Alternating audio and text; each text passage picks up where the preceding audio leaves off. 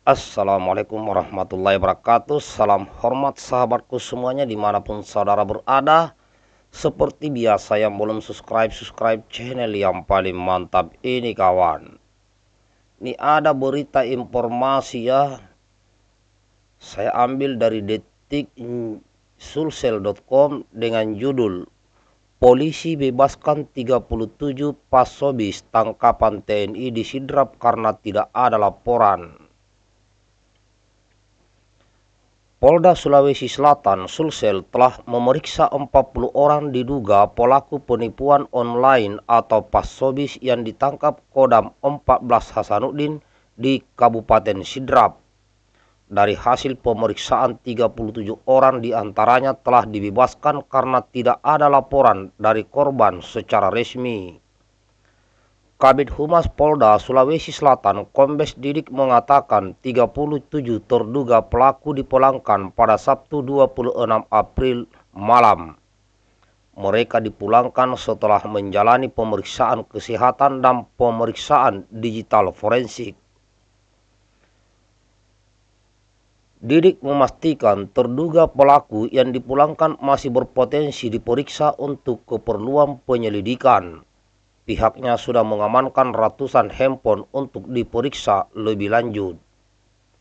Dari hasil analisis sementara, dari 20 handphone itu terdeteksi ada 41 korban penipuan dengan modus jual beli handphone, investasi dalam negeri dan luar negeri.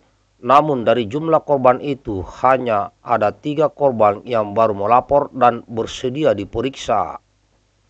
Sementara itu, Diskrimsus Polda Sulawesi Selatan Kombes Dedi Supriyadi menuturkan pihaknya sebelumnya menerima 40 terduga pelaku dari Kodam 14 Hasanuddin. Namun sejak diserahkan, pihak Kodam Hasanuddin belum dapat menyerahkan laporan korban dan alat bukti. Dedi menjelaskan kasus dugaan penipuan ini merupakan delik aduan. Penyidik kepolisian membutuhkan laporan dari korban untuk dapat melanjutkan proses hukum. Ketiga pelaku yang masih diamankan berdasarkan ada 3 korban yang bersedia diperiksa. Dedi menegaskan kasus ini masih akan didalami lebih lanjut. Sebelumnya diberitakan Kodam 14 Hasanuddin menangkap 40 orang yang diduga terlibat sindikat pasobis di Sidrap pada Kamis 24 April 2025. Penangkapan ini setelah TNI mendapat laporan dari masyarakat yang menjadi korban. Terduga pelaku berbagai modus penipuan dalam menjalankan aksinya. Adapun modus penipuan lainnya yakni jual beli online, investasi emas, dan jual beli barang elektronik. Nah, baik kawan, jadi kasus ini viral di media sosial ya, dengan pro dan kontranya.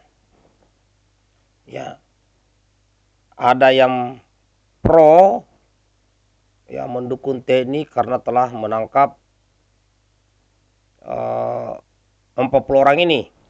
Namun ada beberapa yang kontra, kenapa kok TNI yang menangkap? Nah, ada juga yang bilang itu tugas polisi, bukan tugas tentara. Nah, baik kawan. Jadi begini, ya, semua kejahatan yang ada di negara kita yang kayak seperti ini memang itu tugas utama Polri. Ya, itu tugas utama Polri. Namun tidak mungkin tentara melihat, ya, tentara mengetahui misalnya ada kejahatan begini terus diam. Ya, terus diam. Tidak.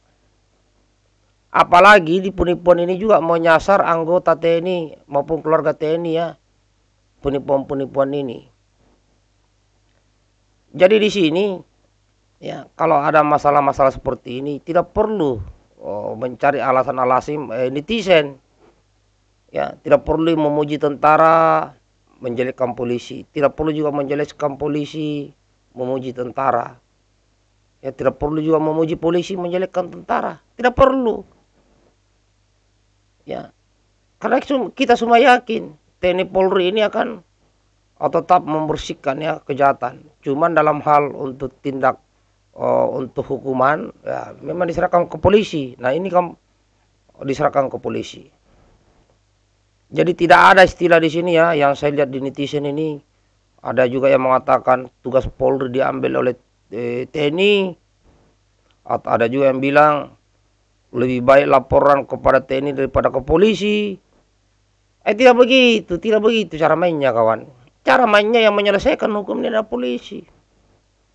Maka tentunya dengan adanya tentara menemukan kasus-kasus seperti ini dan diserahkan ke polisi, ya itu yang mantap. Ya, mantap itu kawan. Jadi tidak ada lagi seakan-akan ada yang backing yang begini-begini. Kalau ada aparat yang membekingi kejahatan seperti ini, apakah itu aparat TNI maupun Polri, itu juga harus diungkap, harus ditangkap. Kalau ada yang backing ya. Nah ini kulihat ini aneh-aneh ini netizen pendapatnya. Ya, ada juga yang menyalahkan TNI juga karena itu kan bukan tugas polisi. Ulangi, bukan tugas tentara, itu kan tugas polisi. Iya betul tugas polisi. Cuman yang saya bilang lagi kawan, kalau TNI mengetahui kejahatan kemudian tidak diambil dan diserahkan ke polisi, itu juga salah.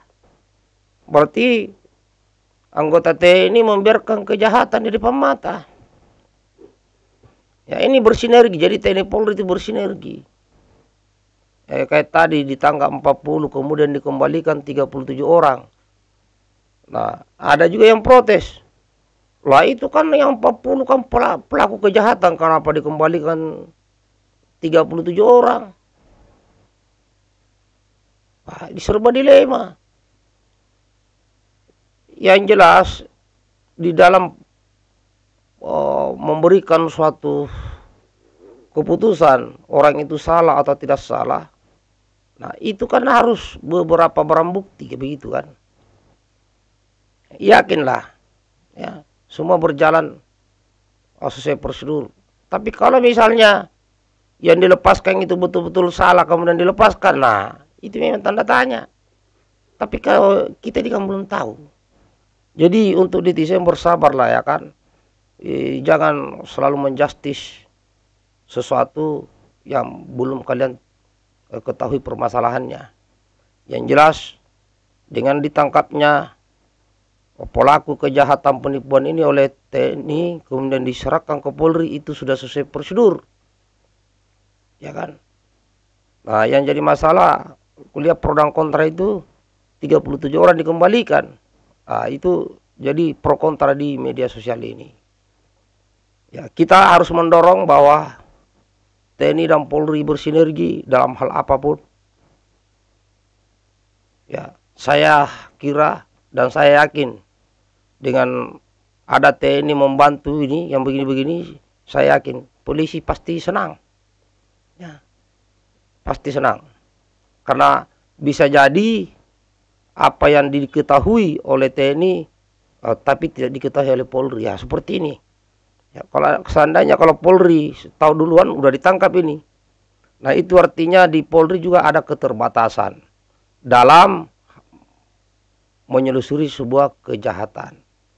Maka dengan adanya TNI harusnya ya berterima kasih dan sebagainya. Jadi TNI Polri harus solid. Jadi netizen jangan lagi ramaikan ini ya. Yang jelas siapapun yang berbuat kejahatan di negeri ini tidak aman. Nah, demikian kawan, bagaimana menurut sahabatku? Bagikan videonya.